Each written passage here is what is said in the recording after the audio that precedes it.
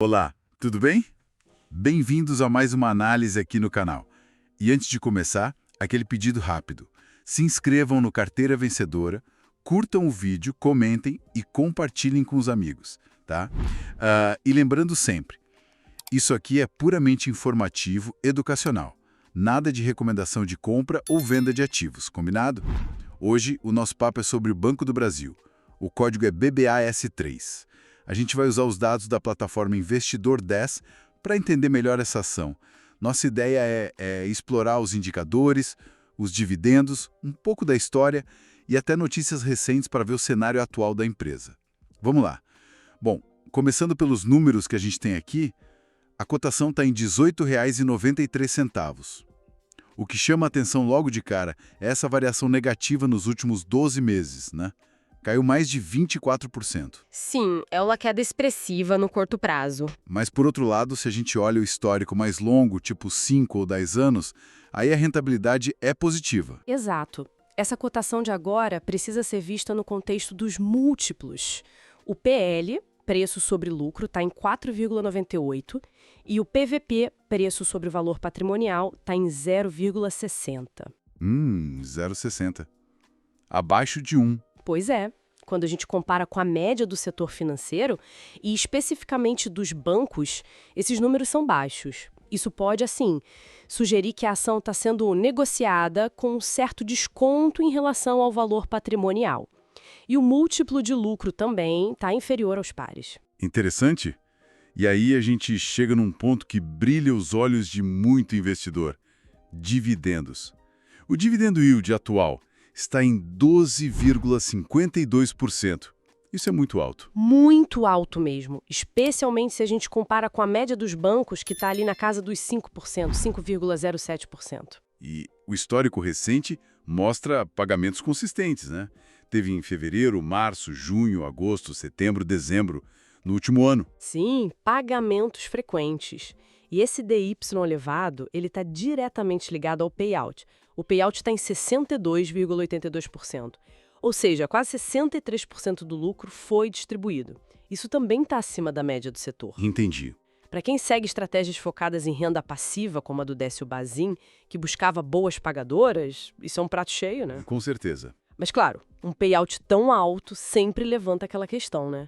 Sobre a sustentabilidade disso a longo prazo.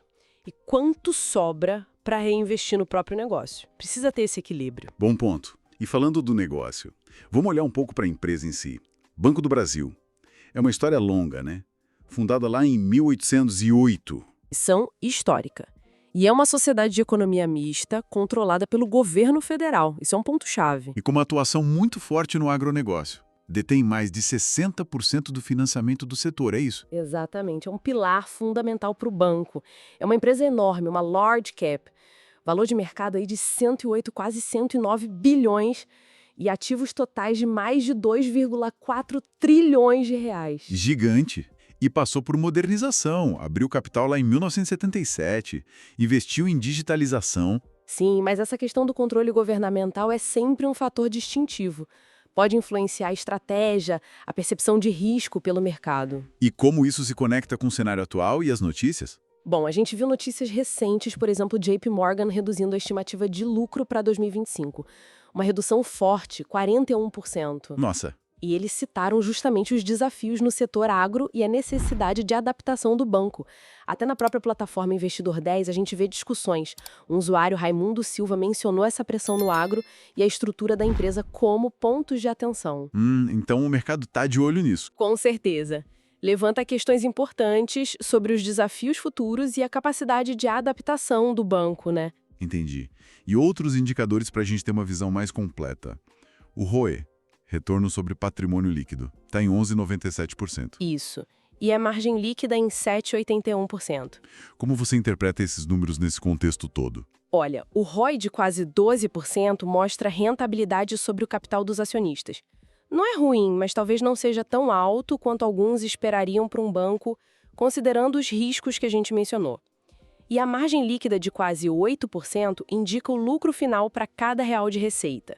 São números que precisam ser vistos junto com o PL baixo e o PVP descontado que a gente falou. Faz sentido. Então, para a gente amarrar as pontas, A gente tem uma ação BBAS3 com múltiplos que parecem baixos, PL e PVP.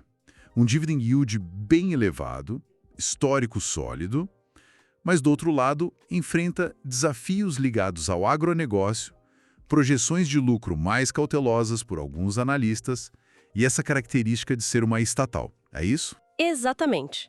A análise mostra bem essa dualidade. Tem uma atratividade clara pelo valuation e pelos dividendos, mas existem riscos importantes associados ao cenário macro, à influência do governo e, claro, à necessidade contínua de inovar e se adaptar.